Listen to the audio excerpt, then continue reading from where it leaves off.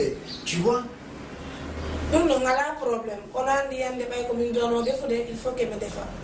Mais tu ne m'as dit même. Ah, tu mets tes bébés la défense. Ah, tu m'as débat, il me demande que me défendre.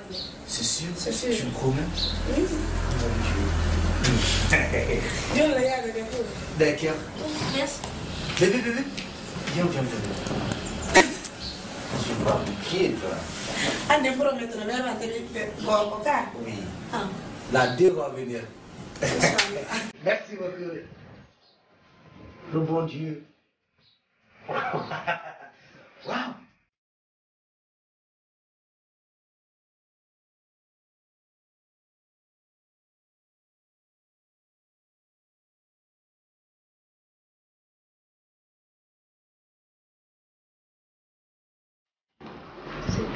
Oui.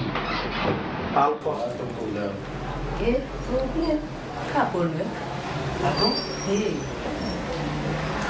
Vas-y. Nana. Je voulais lui dire.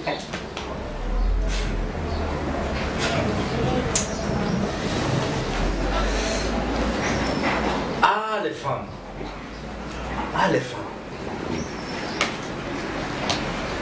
Tout le temps, c'est des fois, je me demande pourquoi. Eni. Donc, agenti comme un hali, comme on a hali, comme on a un sinatra dans le local. C'est quand, fille ou non? Ne me dis pas, mais c'est quand. Agenti que mini on a comme un youtiko. Toi aussi, tu es rentré pour dire qu'elle est enceinte. Eh? Oh, Anda? Même dire à mon nom. Hey, si la fala, gentleman la domo. Anan, si la fala, heba Uma, heba Adam, heba Sonna, heba Bilkisa. Moi, ça, c'est pas mon problème, ok? S'il te plaît, faut jamais me dire ça, ok? Que ce soit ta première et ta dernière fois. Mais c'est qu'elle en a dit. Regardez-moi ça, c'est enceinte. don't need to take one over there.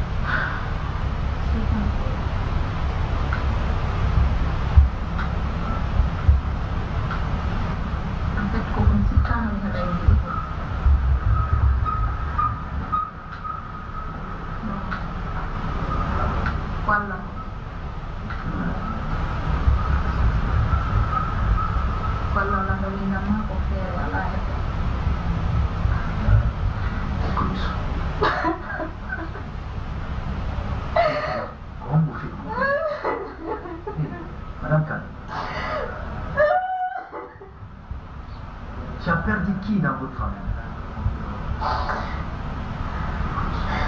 Ouais, tu sais, quand même, ça fait pleurer.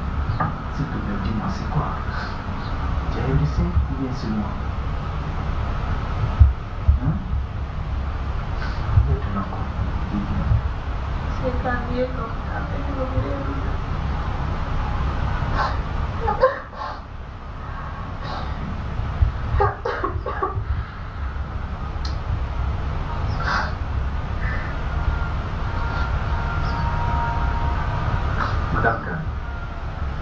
Madame Khan.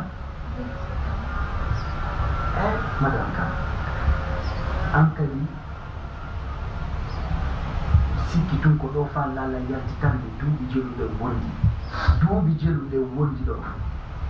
Ankali ko oda ndey woni ko de ko fa la yanti de.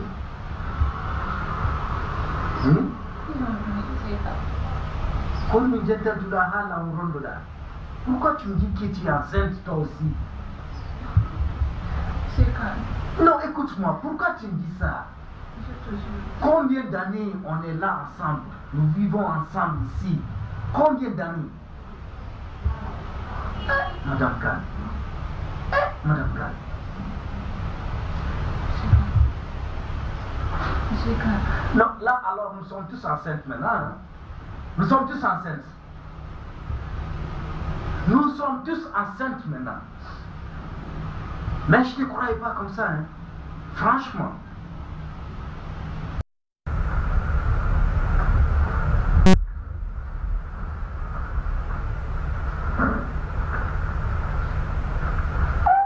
Hey.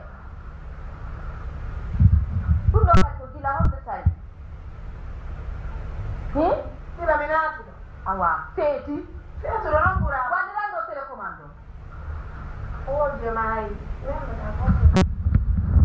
Nina wadi l'hanno telecomando. Sinato. Non l'hanno telecomando. Sinato. Ancora è Peter Ucchiena. Lo che sarà caffè di andare. Jinna di Mariuda, sarà a Gianni di Emanan. Come è Natale Ginna? Come è Natale Ginna? Mica Nandini. Kono wadi. Ina non ma, muhedi ko sikka mo bewa. Non che sta, a siccare ai paesina. Min non gli laminati, no, come l'amo tono, come le lamino, come l'amo tono. Io tomano. Kono wadi. E mi dà i sanzi, ma dare dopo che fate avere i sanzi. Ko problema non. Jadi hapo mieto. Madanka. Aro tay dan da. Madanka, non mi chiede io madanka. Yuri de kwa jadi. Aro tay do da, e ti tele ko ma so mo shan. Est-ce que mo doit a shan ni? Tongani ko mo watto. Mi do to Attu hakke, tongani ko watton. Akke son ko ilu suru fi Allah. Akke utina la mo. Baba mo tirta. Ene, ono no miji o bobo jibintake do. Ono no miji o bobo an jibintake ko galle do. Ono miji do ka. Awa on yi o ka. O jibinte do. O ko do jibinte. Am se ka konsa Jeji Olo mi wondira ni Allah fije do olo mi ade mo masibo. Si mi wada tam di masibo tawu da ko mi andi. Mi yati kango. On famiga. Fije rando la olo singa mi wada am di masibo tawu da ko mi andi. Ari me. Awa yo wai da. Achu son ku gollo tawo re. Ka no ya me mo tira. Mi hala. Nyande go e mo fiti ti mem gollo wo. Mi adi to Allah mo ti ba. Sinon tutti. Tahu kau berada dah kau. Allah. Eyo, dubi lo bawo donu. Hari kore lumu sada. Awa hikka no. Kore ne. Sika. Anka na wanda no dobu de re da don de. Ni hala na ma. Na fikiru ko pi.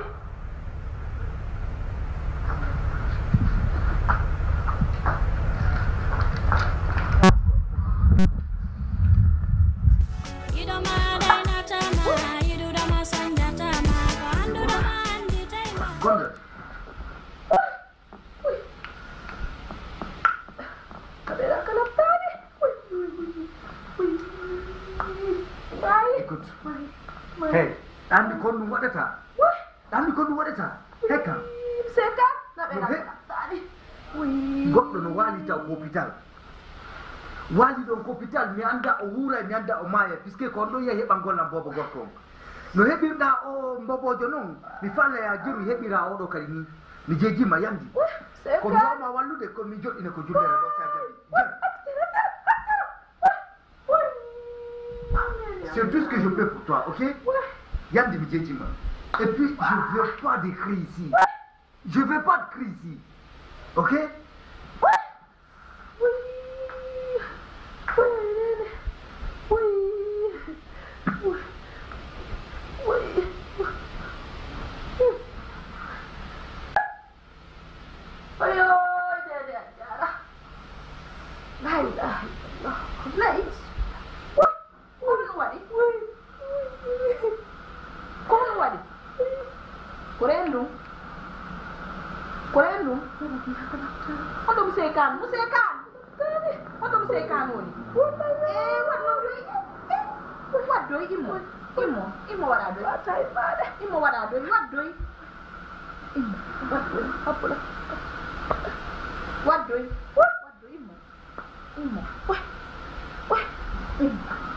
Imo wada do yang kadani mi tom chama mi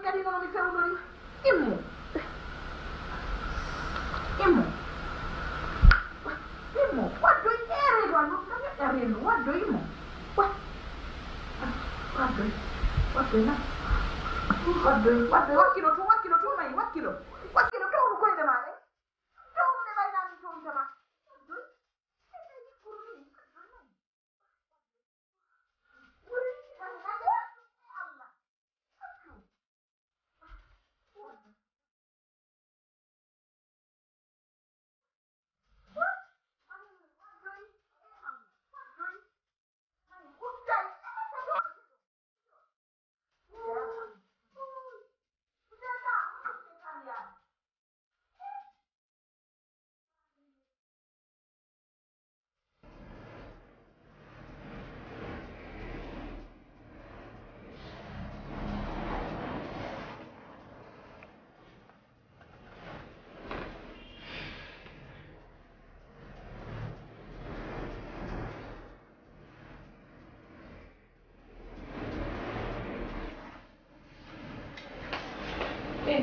Seka.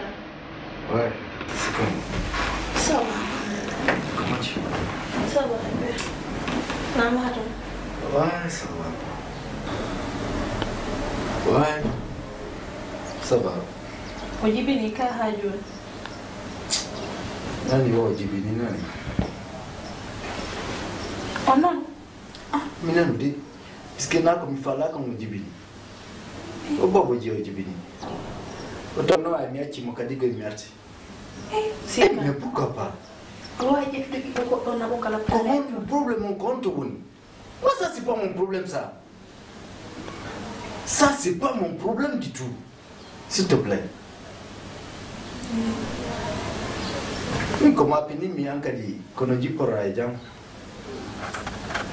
C'est ça mon problème maintenant. Ndai kali doji bini. Bobo. Dis-moi. S'il te plaît, vas-y. Bobo.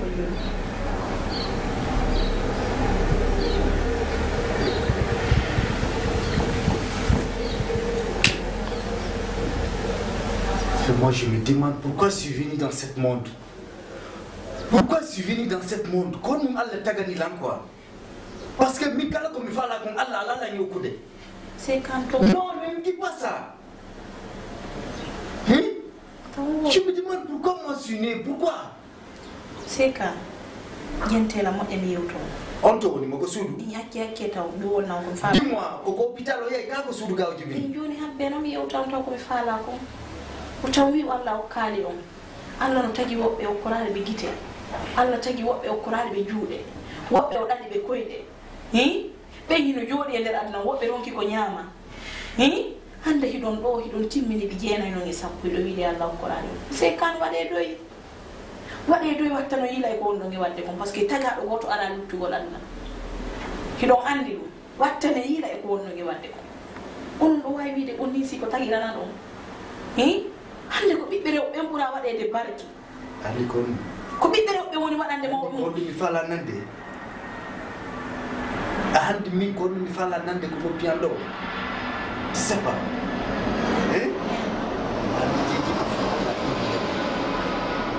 Il mon national là. Je te dis quitte. Dis d'accord. Je me humba kamo. Me humba kamo. Kono mi yetima mimi mi humba kamo. Quoi non yeti? C'est toi qui reste. Tu sais c'est quoi? Rentre dans la maison s'il te plaît. C'est quand la chiela con foto mi lo dà. S'il te plaît, rentre dans la chambre.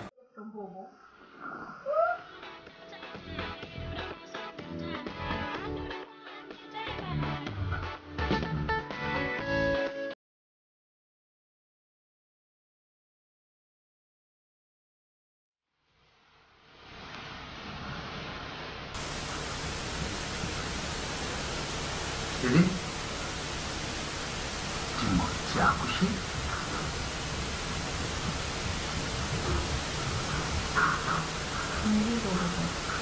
Quoi?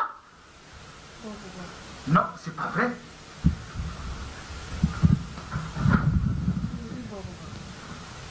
Bébé, c'est un garçon? Kokorko? Bébé, c'est un garçon? Oh bon Dieu! Oh bon Dieu!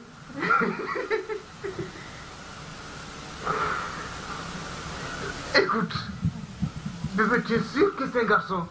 Je peux voir son sexe? C'est sûr? Bien sûr. Oh.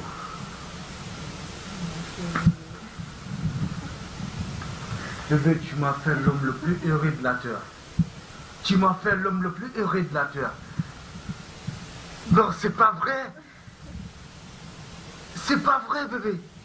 Wallahi, mi abano qui nous donne. Allah mo. Dis grand. Écoute. Bébé, quoi est Vanilla Bobo Gorko? Quoi est Vanilla Bobo Gorko?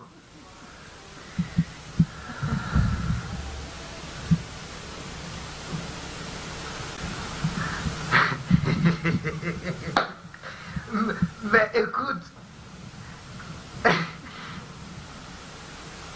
Mais quoi est Vanilla Bobo Gorko? Pardonne-moi, s'il te plaît. Pardonne-moi, s'il te plaît. Je te demande excuse. Viens de me dire, Jima, Achana Kala comme la demande. Bébé. Écoute, bébé. Oh, aïe, aïe, aïe, aïe, aïe, aïe. Ok. Bébé.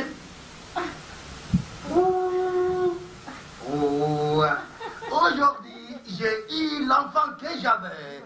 Ça, c'est mon enfant. C'est l'enfant que j'avais cherché depuis longues années. Bébé. Si vous avez des ailes, allez voler pour aller trouver ma femme de l'autre côté.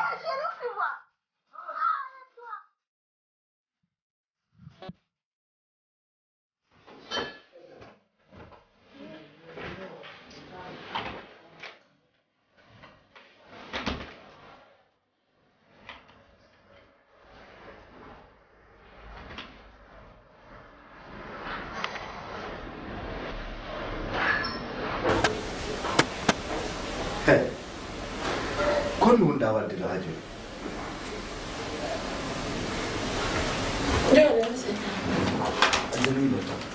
Kon nun da wadde do radio? Qu'est-ce que tu fais jusqu'à présent? Imi yaltina la o bobu ma yalta. Bobu mo hebu da on a yaltina mo ka yaltinta mo. Comment nous mettons ma depuis Hétiaki, comment nous mettons tu sais c'est quoi? Hey, mais il y a qui m'a pris une gotu. Si n'a gorko yebuda do. Mais c'est quand? Hey quand? Mira goya on ko won be ronte jodi. Afami. Ah mi ala kamia. Ya ta mi ala kamia. Na bobo mintu. Tu vas sortir ici jeudi. Ya eta bobo yata. Mi ata no koro mi wata. Kami tu yabi mo? Tu dis quoi? Mini mi ata no koro mi wata. Imo. Pourquoi ici? Prends le bébé. Dégage-vous. Prends le bébé.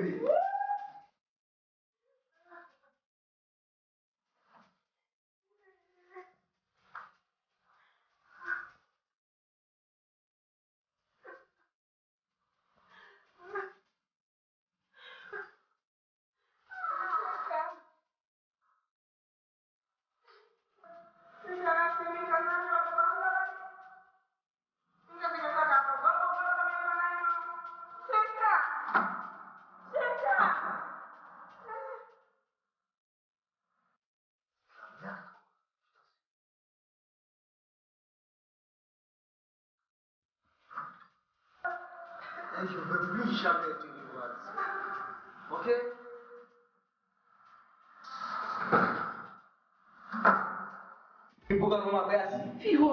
Sors de ma maison, je dis. C'est un homme qui n'a pas tout le monde. Faut sortir de ma maison. Bagage, ma vie, t'as tout.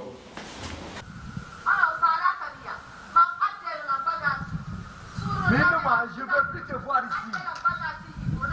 Bagage, ma vie, t'as tout Johnny.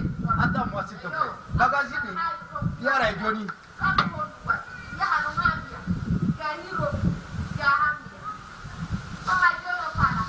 On a dit là.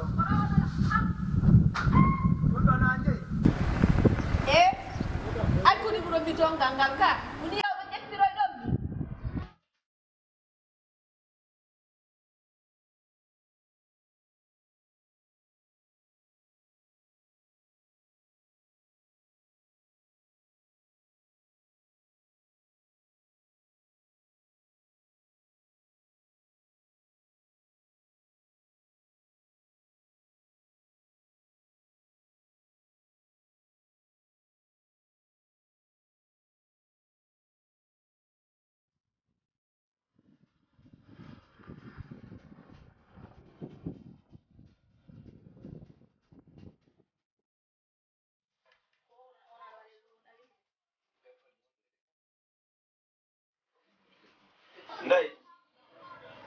Linga.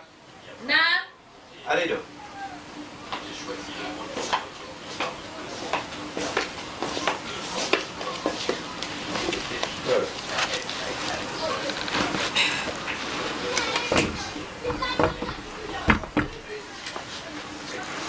Jam. Jam.